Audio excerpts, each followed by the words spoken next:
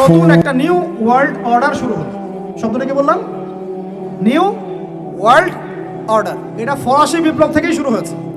আর ফরাসি বিপ্লব হয়েছে 1789 না, 1789। এই যে 221 বছরের মতো এই সময়টুকুতেই নতুন একটা ওয়ার্ল্ড অর্ডার এসেছে।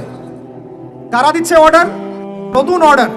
ওরা রাজনীতির ভিত্তি সাজিয়ে দিয়েছে, ওরা খিলাফাকে ধ্বংস করেছে, ওরা ওদের তন্ত্রমন্ত্র দিয়ে মুসলিম দেশগুলোকে বিভক্ত করেছে, প্রত্যেকটা দেশের ভিতরে ভিতরে ওদের মন করা মতবাদগুলো ঢুকিয়ে দিয়েছে, প্রত্যেকটা বিষয় তারা ইন্টারফেয়ার করে। ওরা যে অর্থনীতি দিয়েছে ওইটার উপর বিশ্ব দাঁড়িয়ে আছে, ওরা যে মিডিয়া প্রযুক্তি দিচ্ছে ওইগুলোর উপরে আমরা চলছি, ওরা যে শিক্ষার কথা বলছে ওই শিক্ষা আমাদের মধ্যে ঢুকানো হচ্ছে, ওরা একটা গডলেস নাস্তিক জেনারেশন তৈরি করেছে, ওইটা আমরা সৃষ্টি করার চেষ্টা করছি। ওরা যে সুদ দিয়েছে ওর উপর অর্থনীতি চলছে, ওরা যে সংস্কৃতি দিচ্ছে ওই সংস্কৃতি সারা বিশ্বে ছড়িয়ে পড়ছে, ওরা যে পফি চালু করেছে এটা সারা বিশ্বে ছড়িয়ে পড়েছে, ওরা যে মাদকগুলো চালু করেছে সারা বিশ্বে ছড়িয়ে পড়ছে, ওরা যে সংস্কৃতি বেহায়াপনা, জেনা, প্রিমিক্সিং, সমকামিতা, ট্রান্সজেন্ডার একটা একটা ইস্যু ছাড়ছে, আস্তে আস্তে সারা বিশ্বে এগুলো ছড়ায় পড়তেছে। শিক্ষানীতির বাইরে নয়, ওই জিনিসটাই বাস্তবায়ন করার চেষ্টা আমরা আবার নতুন করে করছি। এটা নিউ ওয়ার্ল্ড অর্ডার বাস্তবায়ন করছি আমরা লাস্ট 100 বছর থেকে বেশি। এই করতে করতে করতে শিক্ষা এখন দুই ভাগে ভাগ হয়ে গেছে। কয় ভাগে ভাই? একটা জেনারেল স্কুল অফ থট বা সেকুলার স্কুল অফ থট, একটা হলো ইসলামিক স্কুল অফ থট। আমার সাথে বলেন, একটা সেকুলার স্কুল অফ থট, একটা Islamic school of thought. Secular school of থটটা এমনভাবে সাজানো হচ্ছে, শুরুতে বলেছি 20 বছর পড়বেন 20টা সূরা মুখস্থ করতে পারবেন না। সোজা কথা, এই শিক্ষার মূল উদ্দেশ্য দুনিয়া, দুনিয়া এবং দুনিয়া। দুনিয়া শিক্ষার দরকার নাই তা বলছি না, বলছি এই শিক্ষাটা ইসলামকে কাট অফ করে, বিবর্জিত করে শুধু দুনিয়ার দিকে ফোকাস করছে।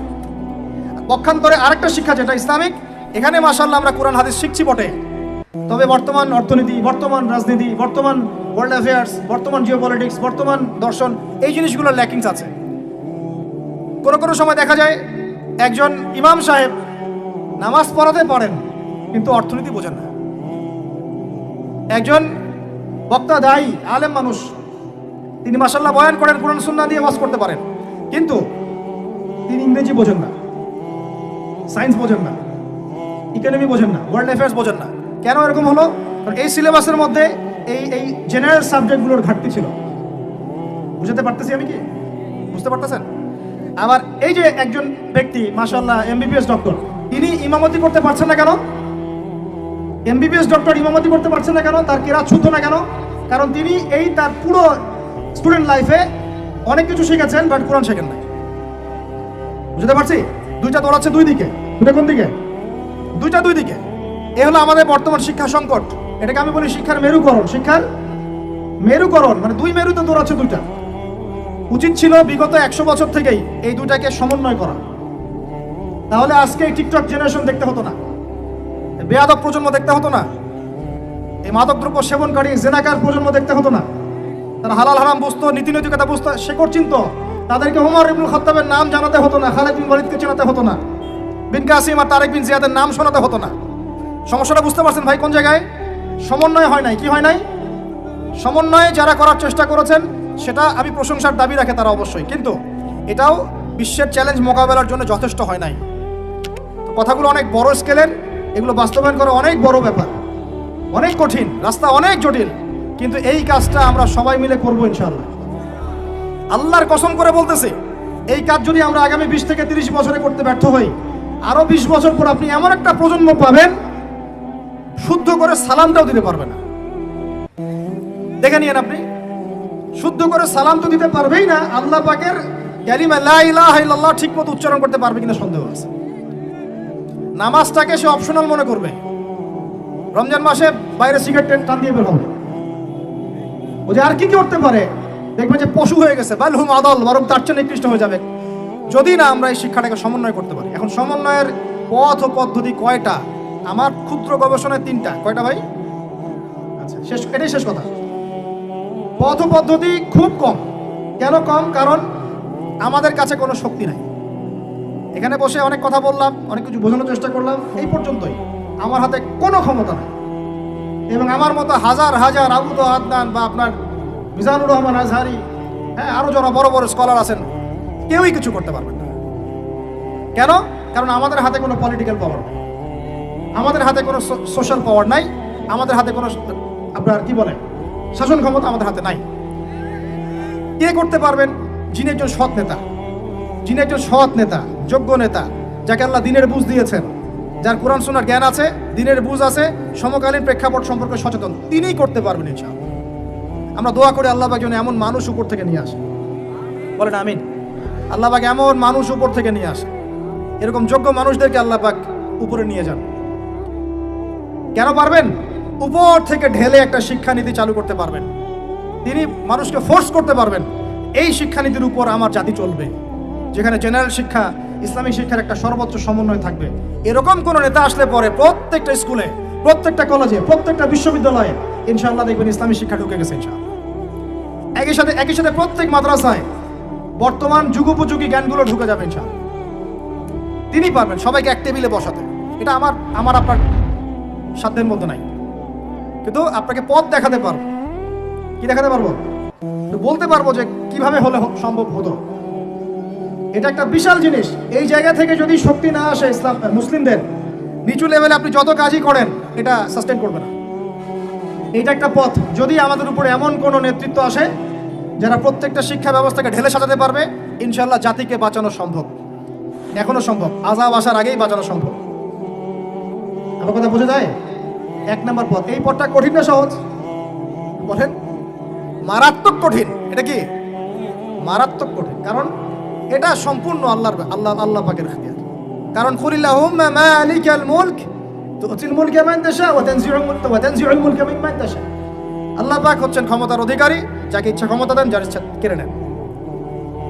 আয়াতটা মনে আছে? তুতিল মুলকা মান তাশা ওয়া তানজিউল মুলকা মিম্মান তাশা ওয়া তুইজ্জু মান তাশা ওয়া তুযিল্লু মান তাশা বিয়াদিকাল খায়র। আল্লাহ পাকের হাতেই এই সব ক্ষমতা। তিনি দিতে পারেন, নিতে পারেন, ইজ্জত দিতে পারেন, কমাতে পারেন। এটা একটা পথ।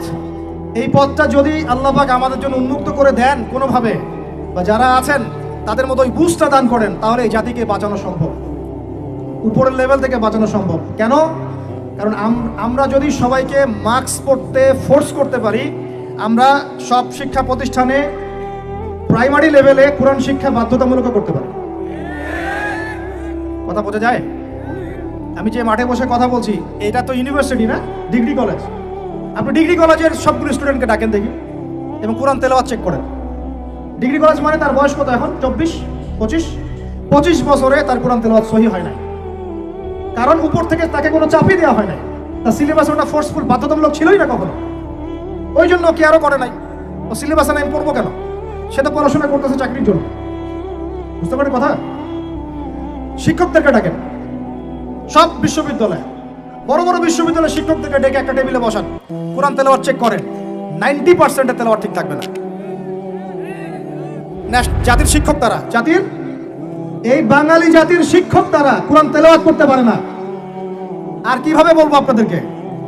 তাদের হাতে জাতি করতেছে, এই জাতির কারিগর তারা কোরআন তেলাওয়াত করতে পারে না। সুবহানাল্লাহ। এটা অবাক করার বিষয়। অবাক হলে নবীজি বলতেন সুবহানাল্লাহ। অবাক হলে নবী বলতেন কি? সুবহানাল্লাহ, সুবহানাল্লাহ। তারা জাতি করতেছেন, কারিগর, কোরআন তেলাওয়াত করতে পারেন না। সংকট কি বুঝতে পারেন? সংকট কোন জায়গায়? তাহলে প্রথম যেটা, এটাই একমাত্র সবচেয়ে সেরা পথ। যদি আল্লাহ পাক এমন কাউকে নিয়ে আসেন যার মাথায় এই বুঝটা থাকবে ইনশাআল্লাহ, সে যদি উপর থেকে সুন্দর মতো সব ঢেলে সাজায়, প্রত্যেকটা ঘর থেকে কোরআনের আওয়াজ আসবে ইনশাআল্লাহ। তখন আলাদা করে আপনাকে মাদ্রাসা খুলতে হবে না। দরকার আছে মাদ্রাসা খোলা? কারণ সব তো উপর থেকেই হচ্ছে। একটা এক্সাম্পল দেই, জাস্ট একটা দিচ্ছি ভাই। মালয়েশিয়ায় ক্লাস 10 পাস একটা ছেলে ইমামতি করতে পারে। মালয়েশিয়ার ক্লাস 10 পাস করা একটা ছেলে ইমামতি করতে পারে। সে কোনো মাদ্রাসায় পড়ে নাই, স্কুলেই শিখেছে। কোথায়? স্কুলে। মালয়েশিয়া পিছিয়ে গেছে, অর্থনীতিতে পিছিয়ে গেছে, ওয়ার্ল্ড অ্যাফেয়ার্সে পিছিয়ে গেছে, জিও পলিটিক্সে পিছিয়ে গেছে, ওর জিডিপি কমে গেছে। আর কিভাবে বুঝাবো বলেন? আর কিভাবে বুঝাবো? 2 নম্বর পথ, এই দুটো বলে শেষ করছি ভাই। 2 নম্বর পথ হচ্ছে, যদি এরকম কোনো উদ্যোগ না নেওয়া হয়, তাহলে মাদ্রাসা শিক্ষায় যা চলছে এখানেই আমাদের সংযুক্ত থাকা এবং ছেলে মেয়েদেরকে এখানে সংযুক্ত রাখা। তবে এই শিক্ষায় একটা জিনিসকে সংশোধন করা দরকার, সেটা হলো যুগোপযোগী জেনারেল শিক্ষাগুলোকে ঢোকানো দরকার। না হলে আমাদের হাতে কোরআন থাকবে আর এক হাতে হাদিস থাকবে, তারপরেও আমরা চলমান সংকটগুলোকে সমাধান করতে পারবো না। কারণ কারণ অঙ্ক, গণিত, ইংরেজি, জিও পলিটিক্স, অর্থনীতি এগুলো তো আমরা জানি না। কোরআন পড়তেছি যে দাওয়াত খাচ্ছি 40টা কুলখানি, বুঝতে পারেন না কথা? এটাও সমস্যা। এখানেও একটা মানে সংশোধন বা রেভলিউশন দরকার। এটা নিয়ে ওলামায়ে কেরাম বুঝবেন, তারা বুঝবেন। এটা আমাদের আমাদের মানে আমাদের পক্ষ থেকে জোরালোভাবে কিছু বলা যাবে না। ওলামায়ে কেরাম তারা বসে পরামর্শ করে একটা সিদ্ধান্তে আসলে তারপরে জেনারেল উপকারী সাবজেক্টগুলোকে ঢোকানো যেতে পারে, তাহলে একটা সলিউশন হবে। তখন কি হবে যে আচ্ছা ঠিক আছে, ওইটা না হয় পুরোই সেকুলার হয়ে গেল, আমরা অ্যাটলিস্ট ইসলামিক শিক্ষার সাথে থাকলাম। এই তো। আর 3 নম্বর যেটা, যে নতুন নতুন শিক্ষা প্রতিষ্ঠানগুলো বিভিন্ন জায়গায় যদি গড়ে তুলতে পারেন, যেখানে নতুন করে আপনি সিলেবাস প্রণয়ন করতে পারেন, জেনারেল শিক্ষা এবং ইসলামী শিক্ষার সমন্বয় থাকবে, একদম প্লে গ্রুপ থেকে শুরু করে বা নুরানি থেকে শুরু করে মাস্টার্স পর্যন্ত, দাওরা হাদিস পর্যন্ত গ্র্যাজুয়ালি আমার ছেলে মেয়ে পড়াশোনা করবে। সে মাশাল্লাহ জেনারেল সাবজেক্টও শিখবে, ইসলামিক সাবজেক্টও শিখবে, হাফেজও হবে, এদিকে মাশাল্লাহ এদিকে মাশাল্লাহ ভালো করবে, ডক্টর হবে মাশাল্লাহ, হাফেজও হবে, পাইলট হবে, ইঞ্জিনিয়ার হবে মাশাল্লাহ, এদিকে দেখা যাবে সে ফকিহ হয়ে গেছে মাশাল্লাহ। এটা নতুন করে করা সম্ভব। এই কারণেই আমি আমার কনফিডেন্স থেকে বলছি, খয়রুল কুরুন সবচেয়ে শ্রেষ্ঠ যুগে এভাবেই মানুষ শিখেছে। খয়রুল কুরুনে কোনো বিশ্ববিদ্যালয় ছিল না, কোনো স্কুল কলেজ এগুলো ছিল না। একজন ছাত্র একজন আলেমের কাছে গিয়ে কোরআন হিফজ করতেন, হিফজ শেষ আরেকজনের কাছে আরবি ভাষা শিখতেন, শেষ আরেকজনের কাছে গিয়ে নাহু সরফ শিখতেন, শেষ আরেকজনের কাছে উসুল শিখতেন, আরেকজনের কাছে ফিকহ শিখতেন, তারপরে গিয়ে অন্যান্য সেক্টরগুলোতে চলে যেতেন। তাদের ভিত্তির উপরে এই সভ্যতা দাঁড়িয়ে আছে। এটাকে নতুন করে আবার চালু করা সম্ভব নতুন নতুন প্রতিষ্ঠান গড়ে তোলার মধ্য দিয়ে। তবে কাজটা বলার চেয়ে করা কঠিন, বলার চেয়ে করা